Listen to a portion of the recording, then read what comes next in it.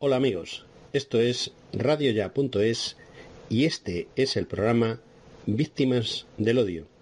Lo presentamos Alicia Rubio y José Antonio Ruiz de la Hermosa. Bienvenidos.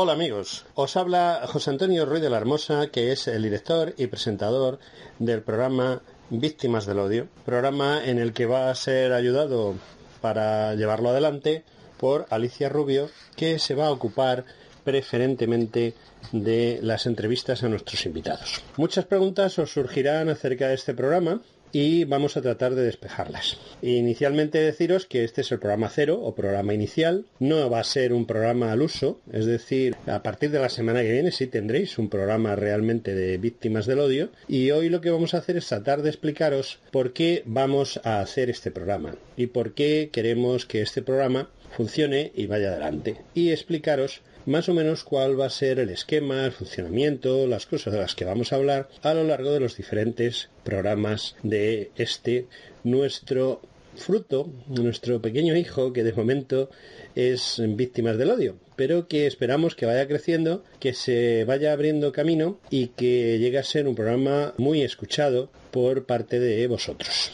Lo tenemos difícil porque hemos escogido un asunto verdaderamente conflictivo, que son las leyes del ínclito presidente socialista que tuvimos durante algunos años en este país, llamado José Luis Rodríguez Zapatero.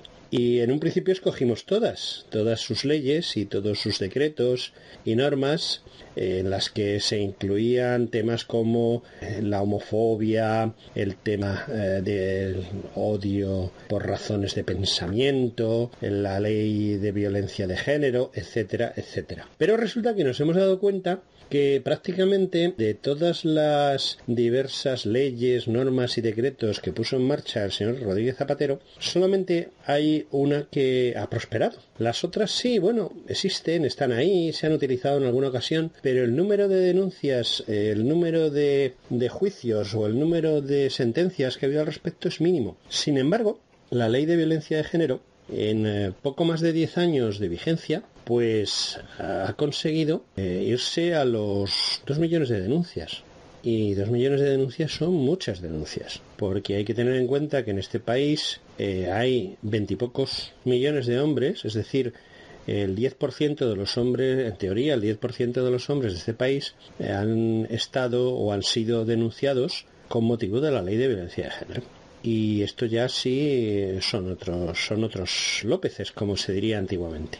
Se ha denunciado demasiada gente, se ha puesto en marcha demasiados litigios, hay tribunales específicos para este tema y todo eso pues ha hecho que sobresalga del resto de las situaciones en las cuales el número de acciones que han representado pues es ridículo, apenas llegan a algunos miles y algunas ni eso, o sea, hay cosas que apenas hay 100, 200 acciones en 10 años, pero sin embargo la ley de violencia de género pues ya os digo, estamos en torno a los 2 millones de denuncias. Y otra de las cosas que nos ha llamado profundamente la atención, y por eso aunque hemos mantenido en un principio el título de Víctimas del Odio, porque todas estas leyes están basadas en crear odio, no en subsanar los problemas de odio, sino en crearlo. Veréis con mucha facilidad. Seguramente en el primer o segundo programa que hagamos ya en plan normal encontraréis la razón por qué llamamos Víctimas del Odio a todos los que tienen algo que ver con esta ley maravillosa hecha por el señor Zapatero. La ley integral de violencia de género se basa en un hecho importante, que es la muerte de mujeres a manos de hombres por razón, según la ley, por razones de género. Es decir, los hombres matan a las mujeres porque son hombres, lo cual, bueno, en cierta parte lleva razón, pero hacer una ley específica sobre ese tema, ¿vale? Los hombres maltratan a las mujeres y bueno, pues eso lleva también a reforzar la idea de esta ley. Existe pues, según esta ley, una violencia intrínseca en los hombres hacia las mujeres. Lo que nos extraña es que no se haya hecho una ley al revés. porque yo he vivido muchos años, lo suficientes como para saber para ver, no solo saber, ver, conocer y estar al tanto de que hay mujeres que matan a hombres y mujeres que maltratan a hombres. Sin embargo, no se ha hecho una ley de violencia de género en ese sentido, sino que se ha hecho una ley en la cual los culpables siempre van a ser hombres, no existe otra posibilidad, y las personas maltratadas, las personas que sufren esa violencia, siempre son mujeres. Es francamente extraño porque no es normal que el 48% de la población exclusivamente haga estas cosas con el 52% de la población. Es muy extraño, pero es así. Hemos estado indagando en otras partes del mundo, hay 180 y tantos países en el mundo, y no existe absolutamente nada igual. Hay una ley parecida o que quiere parecerse a la ley de violencia integral de género en otro país, pero estamos hablando de 180 y tantos países. Y luego, pues, la otra justificación de la ley es la gran cantidad de mujeres que mueren a manos de los hombres maltratadas, esas mujeres maltratadas que mueren y mueren en grandes cantidades. Bueno, pues este año, a fecha 15 de agosto, que es la fecha que nosotros vamos a tomar como límite de estadística, porque este programa se grabó en la última semana de agosto y los datos fiables que podemos acceder son a fecha 15 de agosto. A fecha 15 de agosto habían muerto en España, no demostrado, pero sí achacado a esa violencia de género, es de 25 mujeres. Y ha sido muy fácil averiguar una serie de datos, a pesar de la ley de protección de datos, que es un verdadero valladar para averiguar realmente qué es lo que ha pasado, pero la propaganda, la exhaustiva propaganda propiciada por el Partido Socialista y sus socios en televisiones, en radio y en prensa y en Internet, nos ha ayudado muchísimo, porque gracias a eso hemos descubierto que de las 25 mujeres que han muerto en España hasta el día 15 de agosto, del 1 de enero al 15 de agosto de este año, dos son víctimas de españoles y las otras 23, pues ya no. Resulta que las 2 mujeres que han muerto por hombres originariamente españoles, de origen español, nacionalidad española, todo español, que han hecho esto, han sido muy fáciles de detectar. Porque cada vez que se da en la televisión, por ejemplo, el anuncio de la muerte de una mujer a manos de un hombre, se dice que un hombre ha matado a una mujer, y si es español se dice también. Es decir, un hombre de origen español o un hombre español ha matado a una mujer. Esto solo ha sucedido 2 veces. Bueno, ha sucedido muchas veces el decirlo, pero solo ha sucedido 2 veces. Los otros 23 asesinatos que se supone tienen que ver con la violencia machista, eso se tendrá que demostrar en su momento durante los juicios que se celebren contra esos presuntos autores. Pues lo que tenemos es que esos presuntos autores pues son guatemaltecos o son magrebíes o son de Europa del Este o pueden ser nacionalizados español, pero no de origen español. Pueden tener la nacionalidad española, lo cual sucede en algún caso, pero no son españoles de origen. Entonces llama poderosamente la atención una ley integral de violencia de género en la cual 2 personas han cometido un delito de asesinato y otras 23 personas que lo han cometido pues ni siquiera son españoles de origen.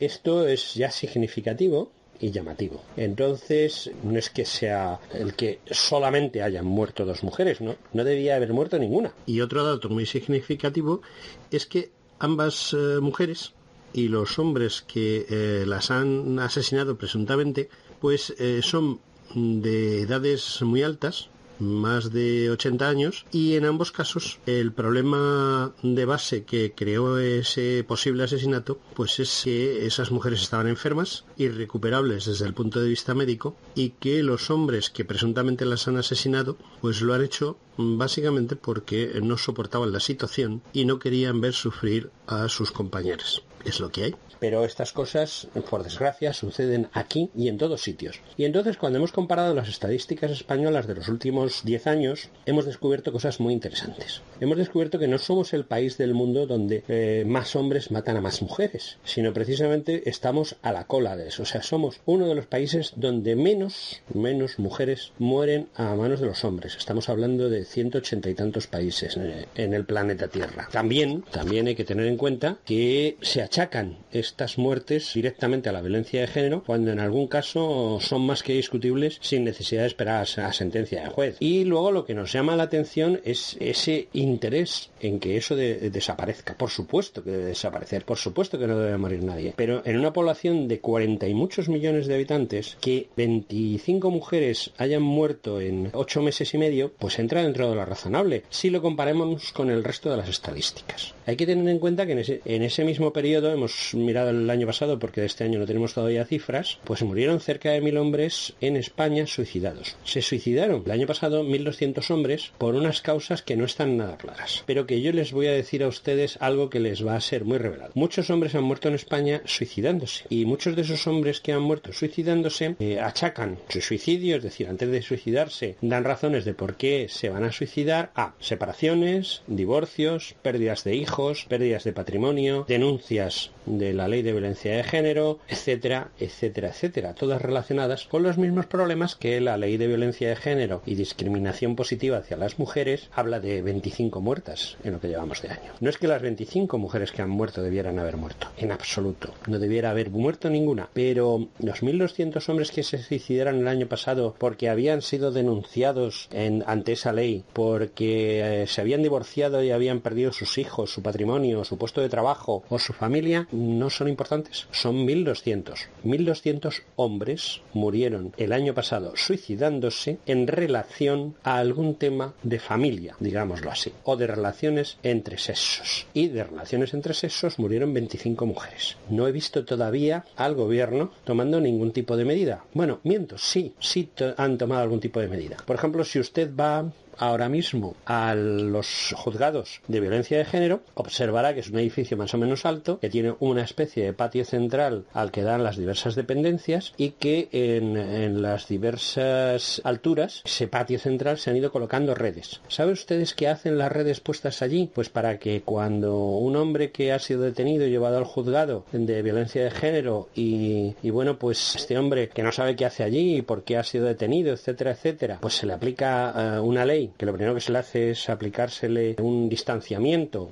con la persona que le denuncia, y luego se le aplican una serie de medidas, pues este hombre desesperado se va a la barandilla y se tira al vacío. Y entonces pues el decano de los juzgados ha decidido que se pongan unas redes para que cuando esta gente salte pues no caiga al vacío y se mate y sea sujetado por una red. No solo pasa en los juzgados de violencia de Madrid, por supuesto, se está poniendo estas redes en casi todos los juzgados en los cuales hay juzgados de violencia o juzgados de lo penal o de familia que entiende este asunto. Algo pasa cuando hay que poner redes en los huecos de las escaleras de un juzgado porque la gente se suicida. Algo pasa, como ha pasado en julio, cuando varios hombres han intentado quemarse a lo bonzo en la puerta de diversos juzgados de violencia. Si ahora de memoria recuerdo Granada o Murcia, creo. Algo pasa. Y ese algo pasa, pues es lo que nos ha hecho de que nos pongamos en marcha y nos pongamos a averiguar qué está pasando con esa ley de violencia de género, en la que países de nuestro entorno, bueno, sus estadísticas marcan de que hay 100 o 200 mujeres muertas por violencia de género y en España hay 25. Es llamativo.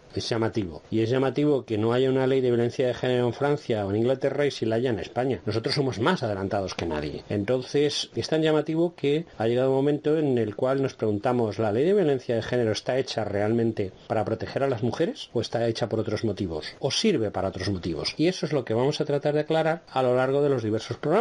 Y bueno, para que vayamos teniendo un poquito de aperitivo, todo esto que yo os he comentado, pues ya vamos a meter alguna cuña referente a ello de algunos de los personajes que están relacionados con esto. Vamos a traer, y de hecho a partir del programa próximo será habitual una entrevista con alguien relacionado con esto. Desde mujeres maltratadas, que son muy importantes, hay mujeres que realmente están maltratadas y que nadie las ayuda. Es curioso, la ley de violencia de género está hecha para ayudar a las mujeres que son maltratadas, pero las que son maltratadas de verdad, de lo que se quejan es que nadie las ayuda. Sin embargo, otras mujeres que dicen estar maltratadas y que, bueno, se mueven, pues consiguen todo tipo de ayudas, consiguen vivir gratis, igual que los emigrantes, o migrantes, como se dice ahora. Y bueno, pues vamos a refrendar todo esto que yo os acabo de comentar con una intervención pública de un señor que era porque está en excedencia, magistrado juez de familia, y que se ha visto obligado a dejar su puesto de magistrado juez en excedencia y actuar y vivir ahora de su trabajo como abogado, porque era perseguido por decir estas mismas cosas que digo yo. Y entonces pues no le queda más remedio que abandonar la carrera judicial. Bueno, pues vamos a escuchar a don Francisco Serrano, magistrado juez en excedencia de un juzgado de familia de Sevilla, que en una intervención pública hace unos días dijo estas cosas. Primero se presenta y luego comenta cuáles son las razones por las que ha abandonado su puesto y por las razones que tiene sobre la ley de violencia de género.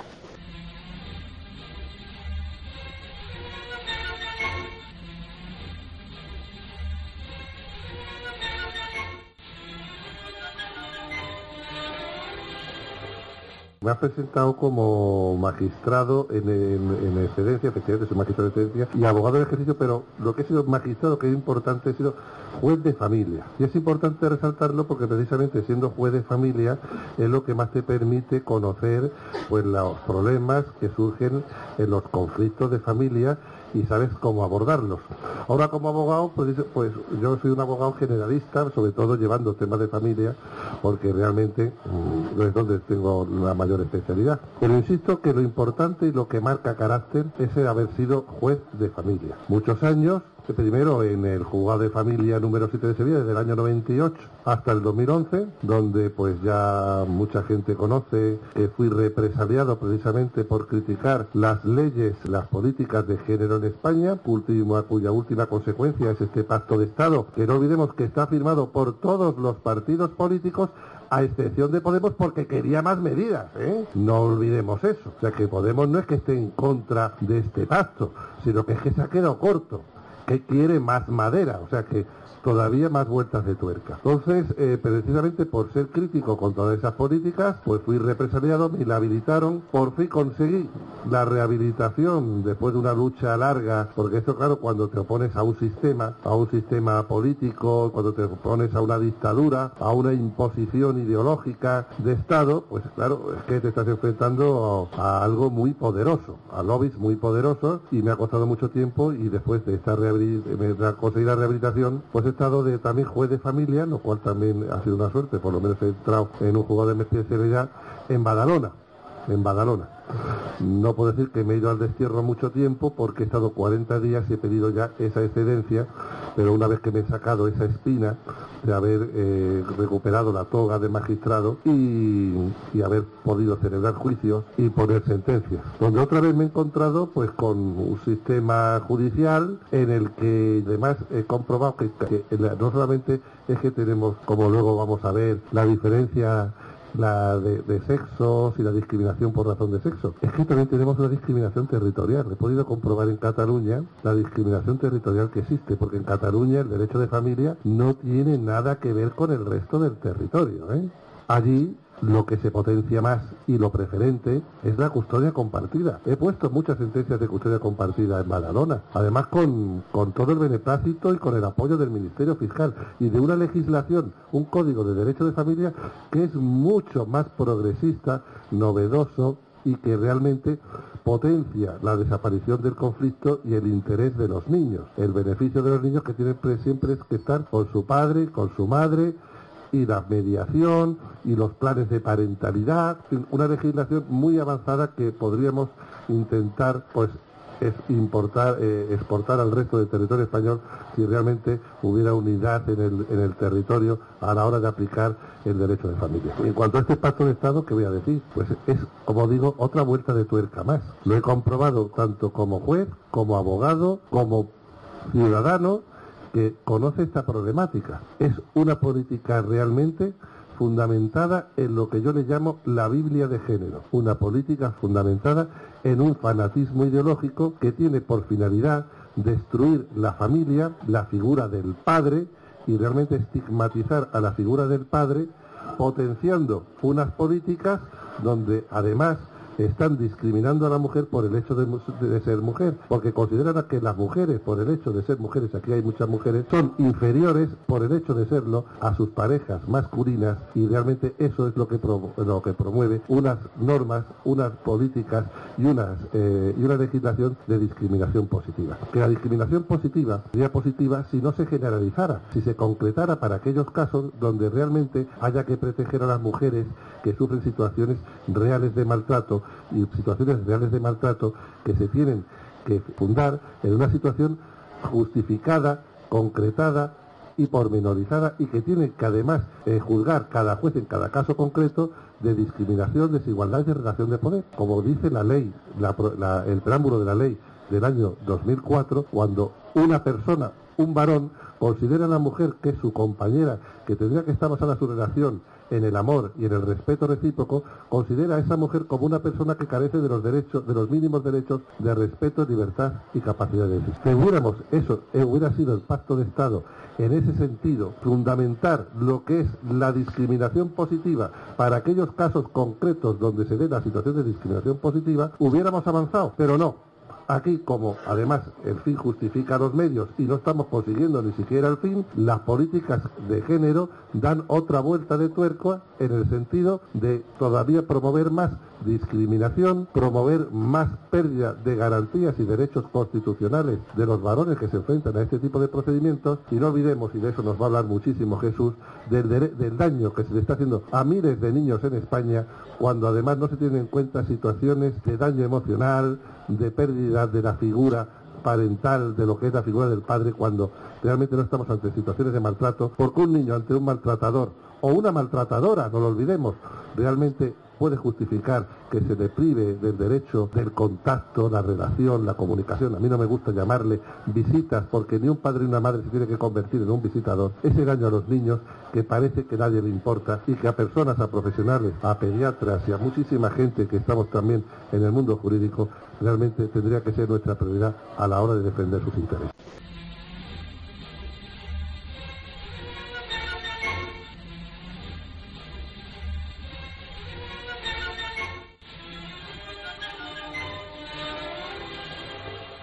Hemos escuchado las declaraciones del juez Francisco Serrano en un acto público que se celebró hace unas semanas aquí en Madrid, en la Avenida de Brasil.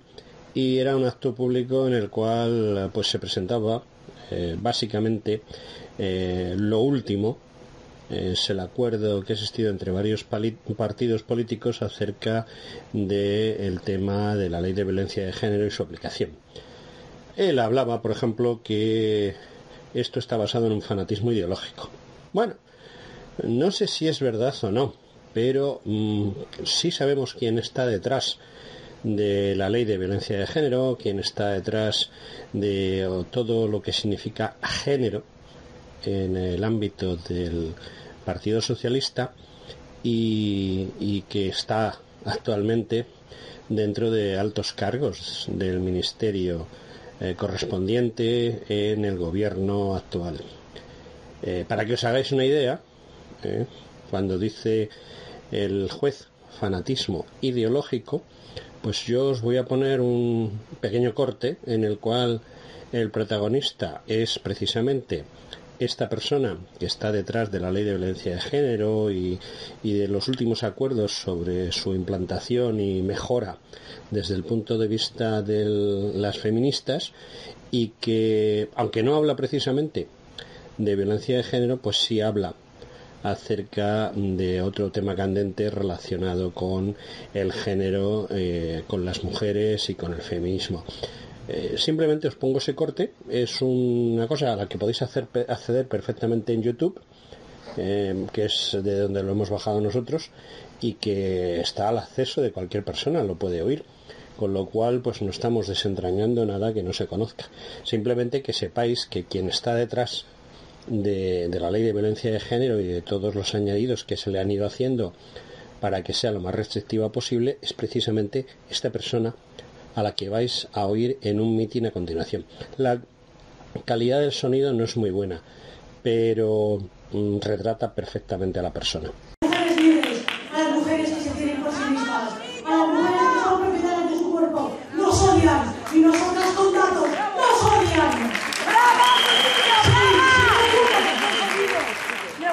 concebido. Me ocupo del concebido, del que el niño que llora, del niño de la guardería, de la persona mayor que necesita un pañal. Me ocupo del concebido. Los derechos no son pecado y el pecado no es delito. Y yo me ocupo de los concebidos. Cuando ya son concebidos y tengo derecho a decidir cuándo, con quién, porque la maternidad es una elección. Y siempre estoy haciendo lo posible por cuidar a los demás, sin necesidad de ser madre. Que nadie se piense que el odio que nos tienen va a poder con nosotras. Cada una de nosotras somos autónomas. De aquí no pasarán. ¡No pasarán!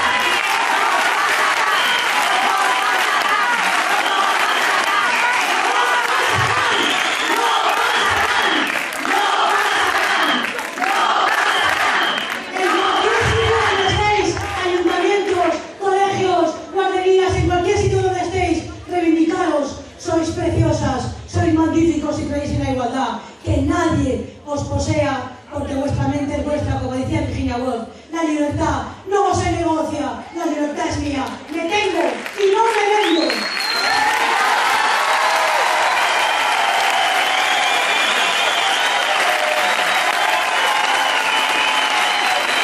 En fin, aunque está hablando de la ley del aborto y está hablando de las personas que tratan de que esa ley del aborto sea lo más ética y moralmente posible, sin embargo, bueno, pues creo que ha quedado muy claro la postura ideológica de esta señora. Respecto al resto de los temas de los que habla nuestro amigo el juez Francisco Serrano, pues tenemos básicamente algo muy importante, que es la destrucción de la familia.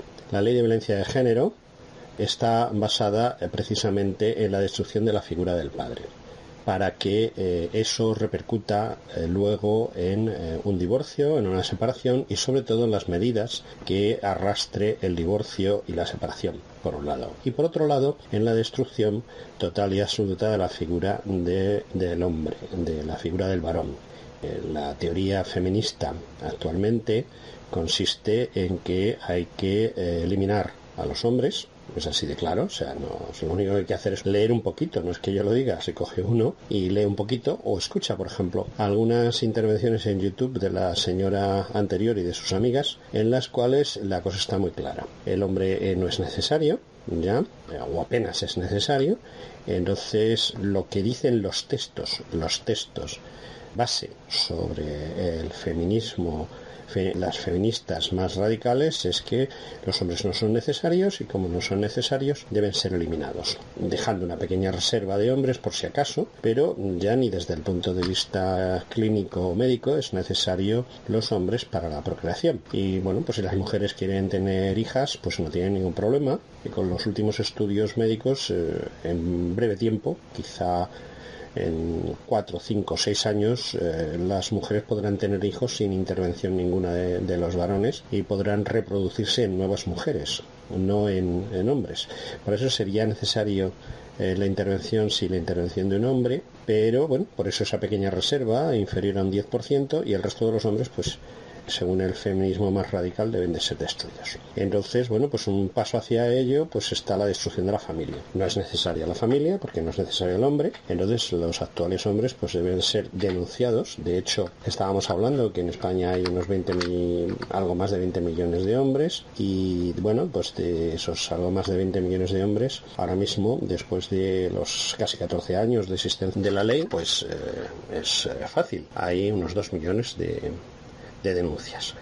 Esas denuncias, sea o no verdad, es decir, automáticamente por el mero hecho de ser denunciado, la juez, normalmente es una juez, una mujer, da una orden de alejamiento de 500 metros. Eso significa una orden de extrañamiento o de destierro en el 95% de las poblaciones de España. Es imposible mantener 500 metros del domicilio de la interesada y de su puesto de trabajo.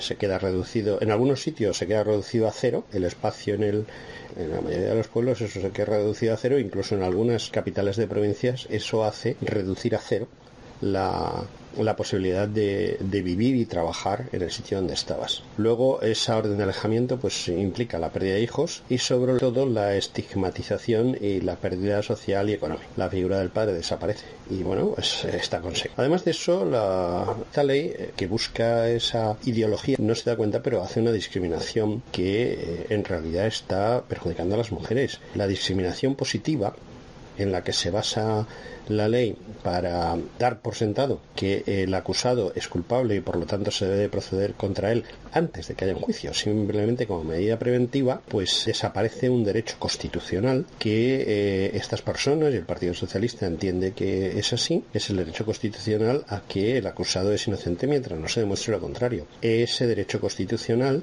que aparece en el artículo 14 de la Constitución, pues dice claramente que no se aplicará, que el hombre es culpable mientras no demuestre que es inocente, y esa es la base de la ley. Eso estas personas que han hecho la ley justifican diciendo que como las mujeres son inferiores, pues hay que discriminarlas positivamente. Es decir, están insultando a las mujeres y están discriminándolas, convirtiéndolas en seres inferiores frente a esa teórica igualdad que ellas quieren. Pero bueno, cada uno se equivoca como quiere. Y luego además, pues bueno, esa discriminación positiva hace que se produzcan una serie de hechos contra los hombres denunciados que generan muchísimos problemas y generan víctimas de ese odio que decía esta señora al principio de su alocución. Dice: nos odian. No, perdón, quien odia es usted es quien odia, y entiende que el resto la odian a usted, pero es porque usted odia al resto. Lo que pasa es que bueno, usted lo invierte. Parece mentira que sea psicóloga y socióloga, pero bueno, eso es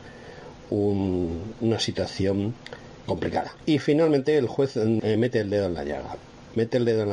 Porque independientemente de que al producirse una de esas 2 millones de denuncias, que la mayoría de ellas son falsas, o sea, vamos a ver, respecto a la falsedad de las denuncias es hacer el comentario simple. En los primeros momentos se contabilizaron unas 45.000 denuncias, 20 de ellas parece ser que se consideraban como falsas, es decir, el 0,001%, es decir, que quien hizo esta estadística no sabía matemáticas.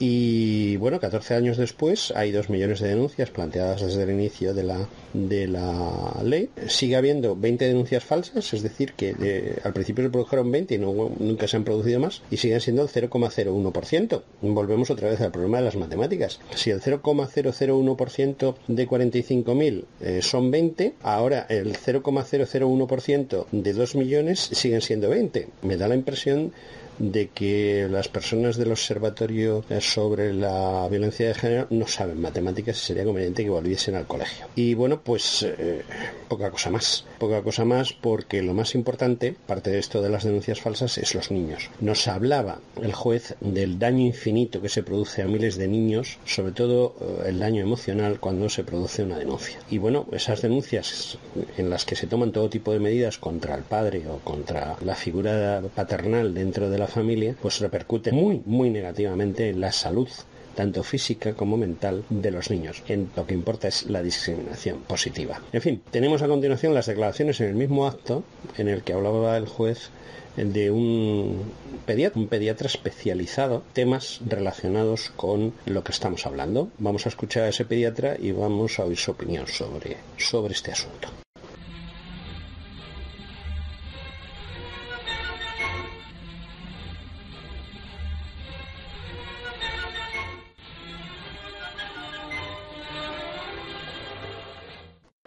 Bueno, buenas tardes a todos y a todas. Me encanta esta polémica de la famosa ley de la violencia de género, que bueno, nosotros como pediatras tenemos un problema muy gordo, que independientemente de lo que digan los políticos... Un poquito más el micrófono, sí.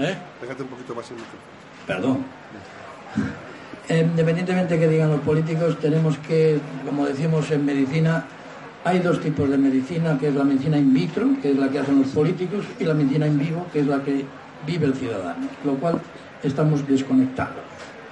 Nosotros los pediatras tenemos un problema muy gordo, y es que las familias están cambiando en su forma, digamos, de convivir. Antes teníamos las famosas familias nucleares de marido y mujer. Hoy día tenemos parejas de hecho, parejas de desecho, parejas de techo y parejas de lecho.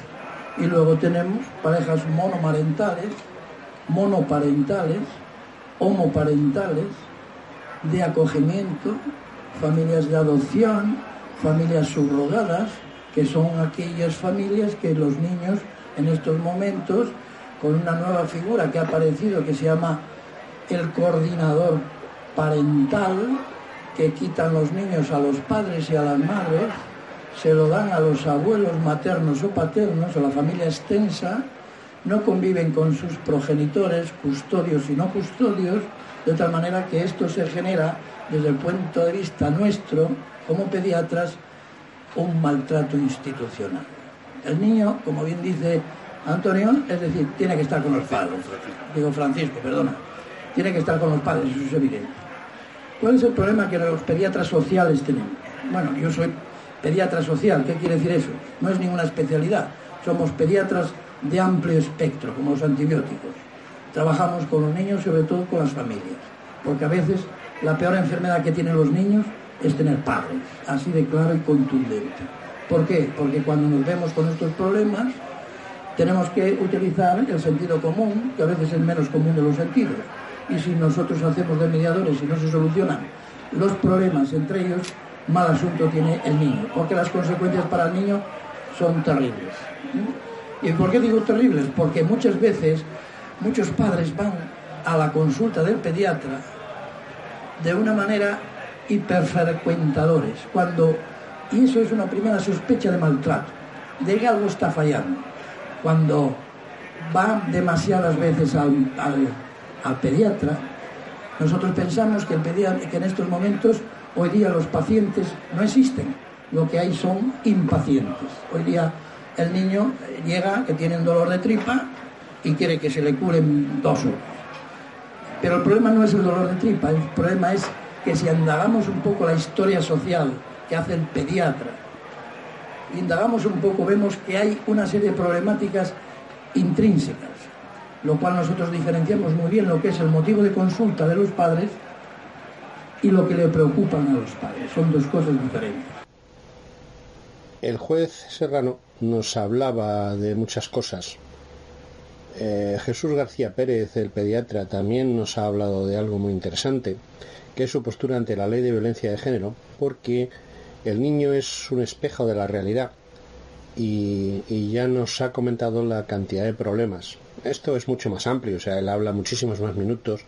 Tenemos casi 1 hora de grabación de este pediatra comentándonos cómo se reflejan cada uno de los aspectos, tanto de las relaciones interpersonales entre los padres, entre la familia, entre los diferentes tipos de familia y todo este tipo de cosas que nos ha hablado en estos pocos minutos que hemos reflejado aquí, y ya hablaremos con él y haremos una entrevista en la cual se reflejará muy bien todo eso. Pero hay una cosa que está muy clara, y es que cuando, a causa de esos alejamientos que dictan las juezas en la ley de violencia de género, cuando se aplica, cuando hay una denuncia y cuando esa denuncia da por resultado la detención del progenitor, lo cual pasa en el 100% de los casos, pero lo que no pasa en el 100% de los casos es que esa denuncia sea verdadera. Y según los propios jueces, no las juezas, pero sí los jueces en general, y fiscales y abogados, digamos que como el 97% de las denuncias pues no son exactamente verídicas, sino que más bien están representadas por esa necesidad de la que luego nos van a hablar otra vez nuestros contertulios, de que, bueno, pues lo que yo quiero es quedarme con la custodia de los niños, entonces, como me voy a quedar con la custodia de los niños, pues te pongo una denuncia por violencia de género y automáticamente te van a poner una orden de alejamiento de mí y me van a adjudicar los niños. Hay un caso muy curioso en el cual una mujer policía denuncia a un hombre policía y es el propio comisario de la comisaría en la que están ambos el que va a hablar con la juez de violencia de género y le explica que las cosas no son como figuran en la denuncia, sino al revés, y que entiende como comisario de policía de esa ciudad capital de provincia, que la juez debiera de tener en cuenta lo que le están diciendo. Y de hecho la juez pues lo tiene en cuenta y dicta algo rarísimo, y es que la custodia del niño en cuestión pase al padre y a quien alejas a la madre, algo verdaderamente insólito. Sin embargo, curiosamente, luego hemos estado buscando el reflejo de este tema en las estadísticas oficiales y no existe esa sentencia, ese alejamiento, etcétera. Por lo que sea, pues hay un fallo administrativo en algún lado y no aparece. Pero nosotros tenemos la constancia con nombres y apellidos, lugares y demás. Y eso es muy típico. Y Antonia Carrasco, que es la presidenta de la Asociación de Víctimas de Violencia de Género, porque hay violencia de género y hay víctimas. Hay mujeres que son víctimas de la violencia de género y no tantas como dice el gobierno. Ya estamos hablando de que el 97% de las denuncias podríamos considerar que no son exactamente verídicas, por no decir otra cosa y no buscarnos problemas. Pero sí hay víctimas y nosotros las conocemos, y de hecho vamos a entrevistar aquí a varias mujeres que son víctimas de verdad, que tanto se preocupa de las mujeres. Tenemos a Marisa, otra mujer que le dieron varias puñaladas y que estuvo al borde de la muerte y que tampoco ha recibido precisamente mucho apoyo, etcétera. Y luego por otra cosa que dice la señora secretaria de Estado, ¿no? Y es que cuando las mujeres dicen que son maltratadas por los hombres, siempre es verdad, siempre. O sea, hay 20 casos de 2 millones de denuncias, solamente 20 casos de 2 millones de denuncias. O sea, vamos, ni en la mejor época estalinista existían esas estadísticas. Ni en la dictadura más contundente hay una estadística de 2 millones de algo y 20 en contra. Pero bueno, el problema que nos cuenta Antonia es los acusados, injustamente, que a esos en un principio no los defendía nadie. Ahora ya sí empieza a haber también asociaciones y ellos empiezan a moverse, pero la ley impide realmente que te defiendas. O sea, la ley dice que eres culpable y que tienes que mostrar que eres inocente, y eso es un problema. Luego, las mujeres verdaderamente maltratadas pues se quejan de que a ellas no las han hecho ni pizca de caso y solo les han dado problemas. Existe el problema de que no todas las víctimas de violencia de género, las teóricas víctimas de violencia de género, son iguales. Como todo, tienen que reunir una serie de características que curiosamente las verdaderas víctimas no suelen reunir, y las que llegan diciendo que son víctimas tremendas pues sí reúnen, porque claro, van a presentar la denuncia y me presentan muy correctamente la denuncia. Hay casos como estas determinadas abogadas que existen por ahí, que asesoran convenientemente antes de poner la denuncia, entonces la denuncia va puesta con puntos y comas. ¿Qué sucede? Que se han planteado diversas situaciones, sobre todo a nivel de funcionarios públicos y funcionarias, concretamente en las comisarías de la Policía Nacional, pues el 90% de las agentes que atienden el 90% de los agentes son agentes mujeres, atienden a estas pobres mujeres que van a presentar una denuncia y bueno, pues la que va a presentar una denuncia con todas las de la ley, pues a veces le dicen, y tienen un caso concreto con nombres y apellidos y comisaría concreta, y también nombres y apellidos de la gente que la atendió, en la que le dice, bueno, eso que usted me está contando parece una película de las que ponen los sábados en Antena 3 por la tarde. Pero si vas con una abogada convenientemente asesorada, pues la cosa cambia.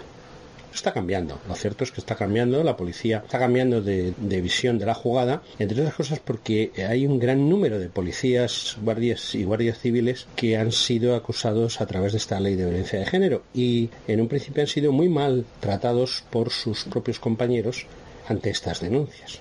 Contra más policías y guardias civiles han sido denunciados, la situación ha ido generando dentro de los cuerpos y fuerzas de seguridad del Estado pues una sensación que hace que los funcionarios también se lo estén pensando.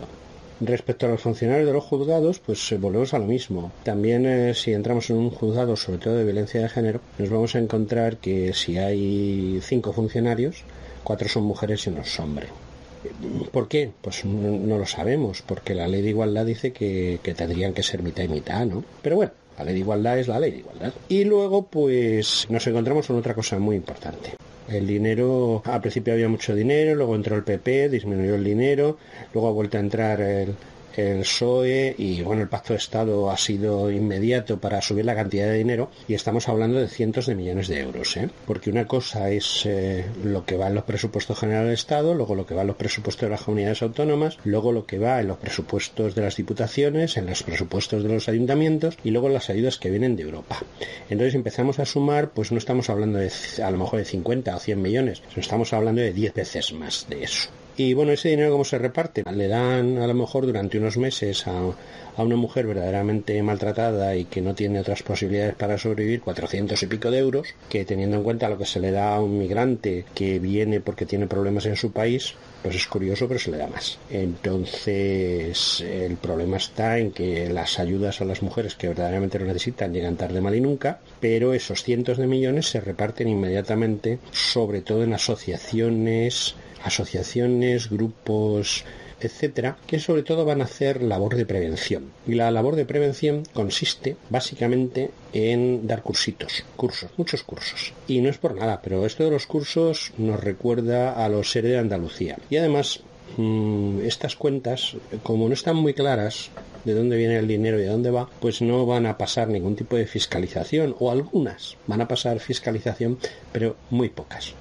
Y volvemos a lo de siempre. También os vamos a adelantar algo que sí va a existir en los programas semanales, que es un tiempo de noticias, y el tiempo de noticias hoy está dedicado a cosas muy importantes para el mes de septiembre.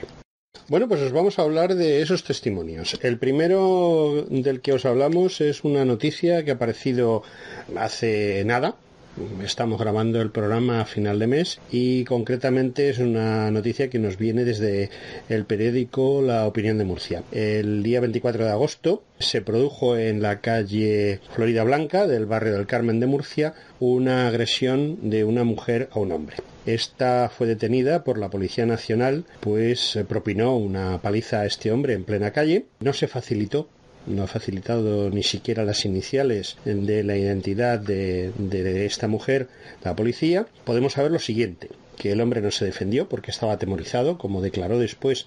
Sabía perfectamente que si simplemente levantaba la mano a esa mujer que le estaba propinando una soberana paliza, pues sería considerado como violencia de género. Cuando llegaron los agentes encontraron al hombre que estaba siendo golpeado sin parar por la mujer. Detuvieron a la mujer, llevaron al hombre al hospital, que hizo el correspondiente informe clínico y parte de lesiones, y bueno, cuando detuvieron a la mujer, pues ellos le preguntaron que qué pasaba, y ella decía que es que ella era víctima de malos tratos y que el hombre le había empezado a pegar y ella se estaba defendiendo. Como esto sucedió en mitad de la calle y al mediodía, pues resulta que la calle estaba llena de gente que presenciaron la agresión. Y bueno, pues las personas que allí se encontraban han sido citados como testigos para luego ser oídos delante del juzgado correspondiente, y la policía pues ha tratado esto como simplemente una violencia doméstica, digámoslo así, porque se trata de una pareja. Y entonces hay un apartado que es violencia doméstica y otro apartado diferente que es violencia de género. Por supuesto, cuando una mujer pega a un hombre es violencia doméstica, se habla de faltas y se habla de delitos. Esto posiblemente sea tratado como faltas, aunque sea una agresión, pero bueno, las lesiones no han sido excesivamente fuertes, aunque sí muchas, pero no fuertes. Mientras que si el hombre hubiese agredido a la mujer, pues es violencia de género y siempre va a ser delito. Es las cosas con las que básicamente se tienen que enfrentar ahora mismo los españoles y las españolas. Y bueno, en este caso, gracias a Dios, la policía, según nos informa La Opinión de Murcia, pues ha tratado esto como un caso de violencia doméstica y ha quedado claro a partir de los testimonios de los testigos que era la mujer quien estaba pegando al hombre. Esto es lo que hay y esto es lo que os hemos contado. Bueno, y más cosas. Os avisamos que el 13 de septiembre va a haber un acto de Vox en el cual Alicia Rubio, que es la responsable de estos temas, va a presentar un libro y va a haber después una mesa redonda sobre el tema de la ley de violencia de género. Os repito la convocatoria. Día 13, 7 de la tarde, en el Centro Cultural número 2 de Alcalá de Henares.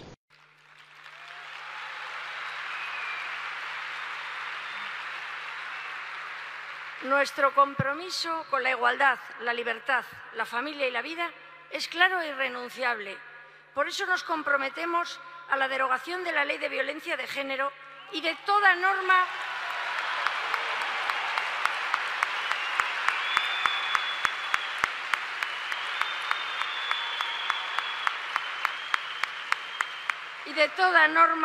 que discrimine a un sexo frente a otro. En su lugar promulgaremos una ley de violencia intrafamiliar que proteja por igual a ancianos, hombres, mujeres y niños.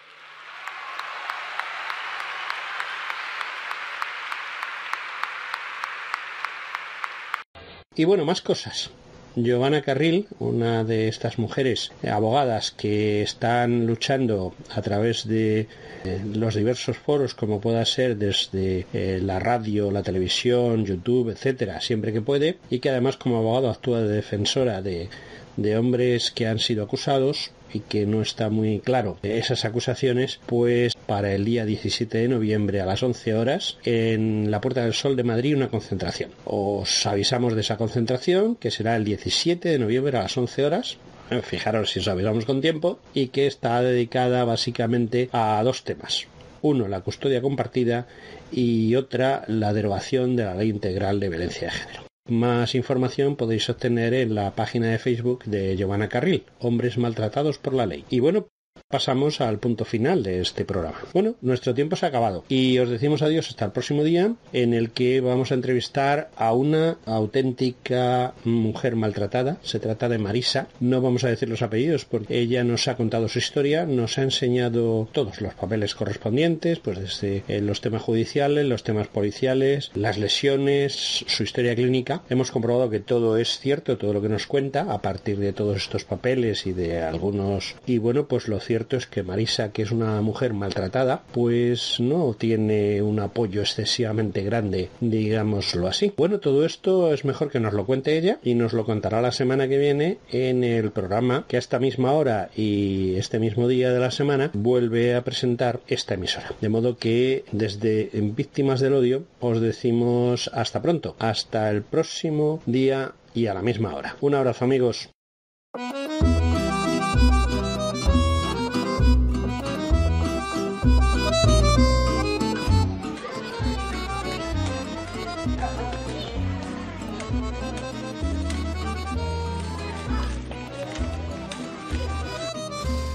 Primero vinieron por los judíos y no dije nada porque yo no era judío.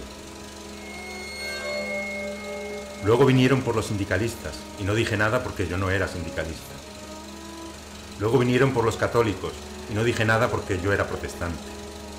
Luego vinieron por mí, pero para entonces ya no quedaba nadie que dijera nada.